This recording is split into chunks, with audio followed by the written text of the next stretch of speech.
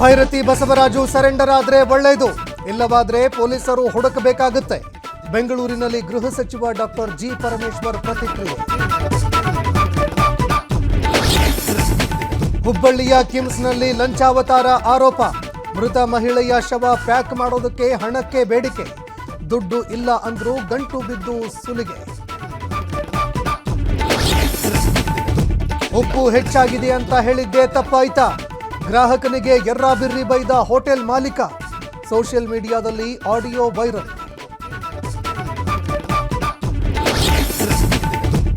CM ಕುರ್ಚಿಗಾಗಿ ಮುಂದುವರಿದ DCM ಪ್ರಯತ್ನ. High command ನಾಯಕರ ಭೇಟಿಗೆ ಡಿಕೆಶಿ ಯತ್ನ. ನಾಯಕತ್ವ ಬದಲಾವಣೆ ಕುರಿತು ಇಂದು ವರಿಷ್ಠರ ಜೊತೆ ಮಾತುಕತೆ ಸಾಧ್ಯತೆ. ಉದ್ಯಮಿ ಅರವಿಂದ್ ರೆಡ್ಡಿಗೆ ಬೆದರಿಕೆ ಪ್ರಕರಣ. ಸ್ಯಾಂಡಲ್ವುಡ್ ನಟಿಯ ಹೇಳಿಕೆ ಪಡೆದ ಪೊಲೀಸರು. ಅತ್ತ ಕೊರಿಯರ್ ಮಾಡಿದ ಬಾಲಕನ ತೀವ್ರ ವಿಚಾರಣೆ.